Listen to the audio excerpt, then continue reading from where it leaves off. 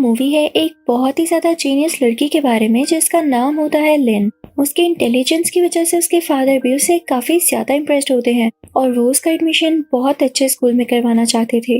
लेकिन जब वो लोग स्कूल में जाते हैं तो वहाँ की हेड मिस्ट्रेस इन्हें बताती हैं कि स्कूल की फीस बहुत ज्यादा है, क्या आप लोग इसे अफोर्ड कर सकते हैं। लेकिन जैसे ही वहाँ पर लिन बात करना स्टार्ट करती है तो उसकी बातों से और उसकी कैलकुलेशन से वो हेड मिस्ट्रेस भी काफी ज्यादा इम्प्रेस होती है और तो और वो उसे स्कूल में फ्री एडमिशन दे देती है। अब स्कूल में आते ही लिन की दोस्ती एक और लड़की के साथ हो जाती है, लेकिन वो लिन की तरह इंटेलिजेंट नहीं होती। लिन उसे मैथ्स की प्रॉब्लम सॉल्व करवाया करती थी। जल्दी इनका एग्जाम आ जाता है जिसमें लिन पूरे पॉइंट्स लेती है और उसकी दोस्त अच्छे पॉइंट्स लेती है लेकिन थोड़े से कम होते हैं। हालांकि उसे एग्जाम में कुछ भी नहीं आता था लेकिन लिन ने उसकी हेल्प की थी, तो ये दोनों फ्रेंड्स बहुत खुश होती हैं। उसके बाद लिन और उसकी दोस्त लिन के दोस्त की ऑर्गेनाइज की गई पार्टी में जाते हैं। तो बातों बातों में लिन को पता चलता है कि बेशक उसे फ्री स्कॉलरशिप मिली है, यानी उसका एडमिशन फ्री हुआ है, लेकिन कुछ फंड्स थे जो कि उसके फादर ने पे किए हैं। लिन वहाँ से जब अपने घर जाके रसीद देखती है तो उसे पता चलता है कि वाकई उसके फादर ने 2 लाख सिर्फ फंड्स ही पे किए होते हैं।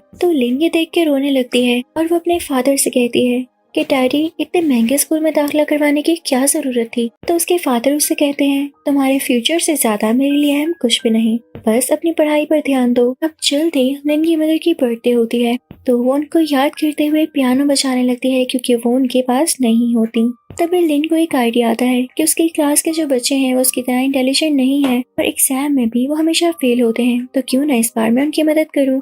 तो वो उन सब लोगों को बुलाती है और उन्हें कहती है, ये देखो, जैसे मैं पियानो प्ले कर रही हूँ, इन उंगलियों के इशारों को याद रखना। अगर मैं इस तरह से अपनी फिंगर्स करूँ तो इसका ऑप्शन ए होगा, इस तरह से करूँ तो बी या सी या डी होगा। तो सब बच्चे उसकी उंगलियों के इशारों को याद रख लेते हैं। और जब एग्जाम्स आते हैं तो लिन अपनी उंगलियों के इशारे से ही एग्जाम्स में उनकी मदद करती है। इस तरह से वो क्लास बहुत अच्छे मार्क्स लेने लगती है। जब इन एग्जाम्स का रिजल्ट आता है तो इसके क्लास का रिजल्ट टॉप पर होता है और इसी क्लास में जिसने टॉप किया होता है वो जाहिर सी बात है कि लिन ही होती है, और जो बच्चा सेकंड पर आया होता है उसका नाम होता है बैंक। वो दोनों अपने स्कूल को रिप्रेजेंट करते हुए कंपटीशन में हिस्सा लेते हैं जिसका नाम होता है टीन जीनियस। तो क्योंकि बैंक भी बहुत इंटेलिजेंट होता है तो ये दोनों ही कंपटीशन जीत जाते हैं। तो हेड मिस्ट्रेस और बाकी सब इनसे काफी खुश होते हैं। तो हेड मिस्ट्रेस इनसे कहती है, कुछ बच्चे ऐसे भी हैं जो कि स्कॉलरशिप पर पढ़ रहे हैं, लेकिन लिंक और बैंक मैं तुम दोनों से बहुत इम्प्रेस हुई हूँ। तुम दोनों ने तो हमारे स्कूल का नाम रोशन कर दिया है, तो मैं तुम दोनों को एक अपॉर्चुनिटी दे सकती हूँ। लेकिन एक बात ये है कि तुम दोनों में से कोई एक ही उसको अवेल कर सकता है, और वो ये कि तुम लोग सिंगापुर जाकर स्कॉलरशिप पर पढ़ सकते हो, यानी बिल्कुल फ्री। तो देख लो कि तुम दोनों में से कौन ऐसा है जो उसको डिजर्व करता है। यहाँ पर हमें बैंक की फैमिली के बारे में पता चलता है जो कि बहुत पुअर होती है। तो बैंक इसीलिए बहुत मेहनत किया करता था ताकि वो अपनी फैमिली के लिए कुछ कर सके। अभी बैंक के पास एक लड़का आता है और उससे कहता है कि मुझे तुम्हारी बुक चाहिए, तुम काफी अच्छे नोट्स बनाते हो। तो बैंक उसे कहता है, सॉरी मुझे खुद पढ़ना है। तो वो लड़का गलती से ये कह देता है कि तुम तो किसी की मदद नहीं करते, लिन तो हमारी बहुत मदद करती है और हमारे एग्जाम में भी मदद करती है। उसको ऐसा कहना तो नहीं चाहिए था लेकिन उसके मुंह से निकल जाता है। तो ये बात बैंक को बहुत बुरी लगती है और जब एग्जाम स्टार्ट होता है तो इस चीज को नोट करने लगता है, लिन वाकई ऐसा कर रही है। अब एग्जाम शुरू होता है तो उन सब बच्चों को पेपर दे दिया जाता है। कुछ सेट 1 होते हैं और कुछ सेट 2, यानी वो दोनों सेट चेंज होते हैं। अब लिन के पास सेट 1 आया था तो वो सबको इशारे से बताती है कि मेरे पास सेट 1 है।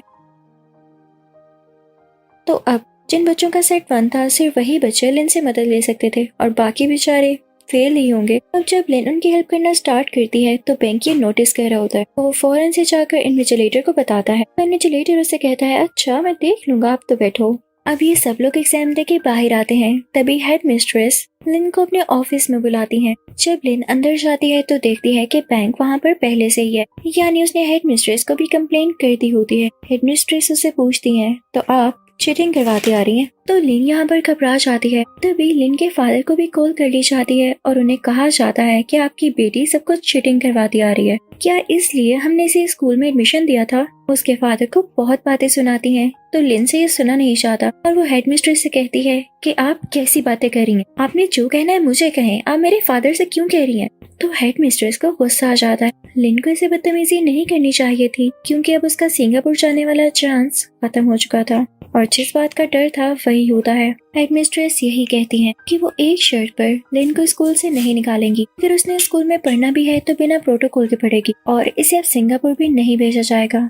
तो लिन कहती है ठीक है, मत भेजें, और वहाँ से घर आ जाती है। घर जाकर भी लिन को अपने फादर से बहुत डांट पड़ती है। अभी लिन को उसके फ्रेंड की कॉल आती है जो उसे एक होटल में बुलाती है और उसे कहती है कि मुझे तुम्हारी मदद की जरूरत है। इनफैक्ट ये जो मेरा दोस्त है इसके फादर भी यहाँ पर बैठे हुए हैं। तो अब उस लड़के के फादर लिन से बात करने लगते हैं कि मैं चाहता हूँ मेरा बेटा एक एग्जाम पास करे, तो तुम्हें इनकी मदद करनी होगी। इनफैक्ट यहाँ पर वो लड़का और लिन की दोस्त दोनों वो एग्जाम देने वाले होते हैं जिसको पास करने के बहुत फायदे होते हैं, लेकिन वो खुद से कभी भी उस एग्जाम को पास ना कर पाते, इसलिए उन्होंने लिन को बुलाया ताकि वो उनकी मदद कर सके और इसके बदले में उसे 6 लाख दिए जाएंगे। लेकिन लिन अब ऐसा नहीं करना चाहती थी क्योंकि पहले उसकी काफी इंसल्ट हो चुकी थी, तो उनको सॉरी कहते हुए आ जाती है। लेकिन लिन जैसे होटल से बाहर जा रही होती है तो वहाँ पर लगी हुई घड़ियों को देखती है जिसके डिफरेंट टाइम जोन होते हैं, यानी हर कंट्री में डिफरेंट टाइम हो रहा होता है। तो तभी उसके दिमाग में एक आइडिया क्लिक होता है। जो इंटरनेशनल एग्जाम उसकी दोस्त और वो लड़का देने जा रहे थे वो पूरी दुनिया में एक ही टाइम पर होना था। जाहिर है दुनिया की हर कंट्री का अलग टाइम होता है, तो जिस कंट्री में सबसे पहले एग्जाम होगा हम वहाँ के क्वेश्चंस और उसके आंसर्स देख सकते हैं क्योंकि पेपर तो सेम होगा ना,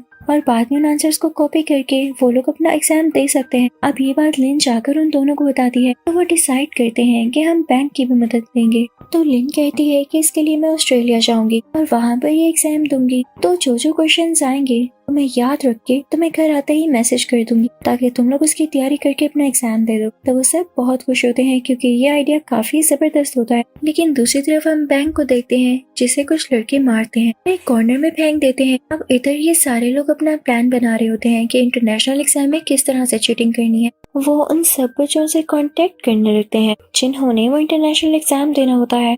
वो उनके ग्रुप बनाते हैं और उनसे कहते हैं कि अगर आपको एग्जाम में मदद चाहिए तो इसके लिए हमें थोड़े से पैसे दें, और ये उस एग्जाम में पास होने के बदले में कुछ भी नहीं। तो सब बच्चे मान जाते हैं और उनके ग्रुप में शामिल हो जाते हैं। अब वो अमीर लड़का यानी जिसका बाप बहुत अमीर होता है और अपने बेटे को इस एग्जाम में पास करवाना चाहता था, तो वो लड़का सब बच्चों को बताने लगता है तो मेरी बात गौर से सुनिएगा। एग्जामिनेशन हॉल में सिर्फ आप 4 चीजें ही लेकर जा सकते हैं, आपका पासपोर्ट, एग्जाम पेपर, आपकी पेंसिल और एक इरेजर। तो सवाल उठता है कि आप लोग चीटिंग कैसे करेंगे।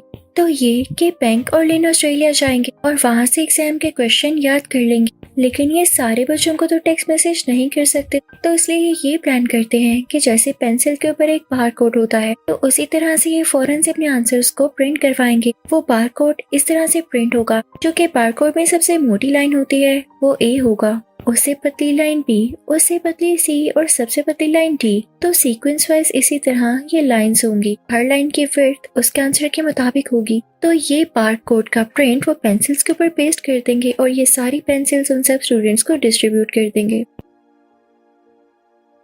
तो हम अपने पहले वाले प्लान पर अमल करेंगे, यानी उसको फॉलो करेंगे जो कि लिन ने कहा था कि इस एग्जाम में 3 ब्रेक्स होती हैं। तो एक सेक्शन कंप्लीट करने के बाद जब फर्स्ट ब्रेक होगी तो मैं वॉशरूम में जाके सब बच्चों को या अपनी दोस्त और उसके दोस्त को आंसर्स फॉरवर्ड कर दूंगी। तो वो ऐसा ही करती है। पहली और दूसरी ब्रेक में लिन और बैंक ऐसा कर लेते हैं, लेकिन तभी जब थर्ड ब्रेक होती है तो बैंक वॉशरूम में बहुत ज्यादा देर लगाता है। तो वहाँ पर एग्जामिनर आ जाता है और तेजी से दरवाजा खोलता है क्योंकि उसे डाउट हो गया था कि बैंक बार बार वॉशरूम जा रहा है। बैंक के हाथ से मोबाइल गिरकर टूट जाता है और उसे पकड़ लिया जाता है। दूसरी तरफ लिन भी वॉशरूम में नहीं जा पाती क्योंकि वहाँ पर और भी बहुत सारे लोग होते हैं। तो जब वो एग्जामिनेशन हॉल में वापस आती है तो ये देख के घबरा जाती है कि बैंक भी वहाँ पर नहीं होता, यानी जरूर कोई ना कोई गड़बड़ थी।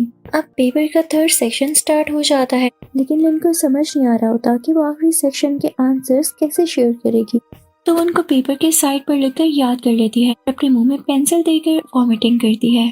ये उसका बाहर जाने के लिए एक बहाना होता है। वो वहाँ से वॉशरूम चली जाती है ये कहते हुए कि मेरी तबीयत खराब हो रही है और मैं एग्जाम नहीं दे सकती। कि तभी वही एग्जामिनर उसके पीछे आता है। वो ऑस्ट्रेलियन होता है क्योंकि जाहिर है ये लोग ऑस्ट्रेलिया में थे और यहाँ के रूल्स काफी सख्त थे। तो वो उसे कहता है sorry ma'am, you have to come back, you should take your exam, यानी आपको वापस आकर अपना बाकी पेपर करना होगा। तो लिन कहती है मेरी तबीयत नहीं ठीक, मैं नहीं आना चाहती और मुझे एग्जाम भी नहीं देना, लेकिन वो एग्जामिनर उसे जबरदस्ती ले जाता है। तो लिन जाते जाते अपना सेलफोन किसी और के बैग में डाल देती है, लेकिन अच्छी बात ये होती है कि वो उसके आंसर्स पहले ही टेक्स्ट कर चुकी थी। जब वो वहाँ पर वापस आती है तो देखती है कि बैंक बैठा होता है और वहाँ के स्टाफ को पता चल चुका था कि लिन और बैंक एक ही स्कूल के स्टूडेंट हैं। तो इनको इन दोनों पर बराबर का शक था, इसीलिए लिन को भी बुलाया गया था। लेकिन तब तक बैंक बोल देता है कि लिन का इसमें कोई हाथ नहीं।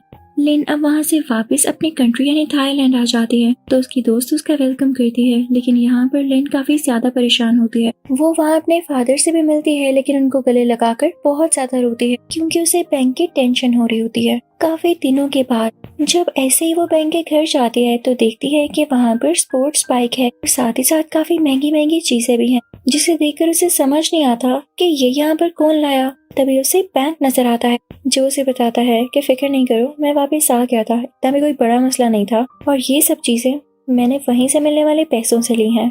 वो उसे एक नोटिस दिखाता है कि देखो एक और इंटरनेशनल एग्जाम आ रहा है, तो क्या ख्याल है हम इससे भी काफी पैसे कमा सकते हैं। तो लिन कहती है नहीं बैंक, अब नहीं, हमने बहुत गलत काम कर लिया है। तो बैंक उसे ब्लैकमेल करता है कि अगर तुमने मेरी बात ना मानी तो मैं सब कुछ बता दूंगा कि तुम भी मेरे साथ मिली हुई थी। लेकिन लिन उसकी बात नहीं मानती और वहाँ से चली जाती है। और मूवी के लास्ट सीन में हम ये देखते हैं कि लिन किसी ऑफिसर के सामने बैठी होती है और उन्हें ये बता रही होती है कि मैंने उस इंटरनेशनल एग्जाम में चीटिंग करवाई थी और किस किस तरह से और कब कब करवाई, वो सारा कुछ बताती है। यानी उसने अपनी गलती एक्सेप्ट कर ली होती है, जिसके लिए वो शर्मिंदा भी थी। इसी के साथ ये मूवी यहीं पर एंड होती है।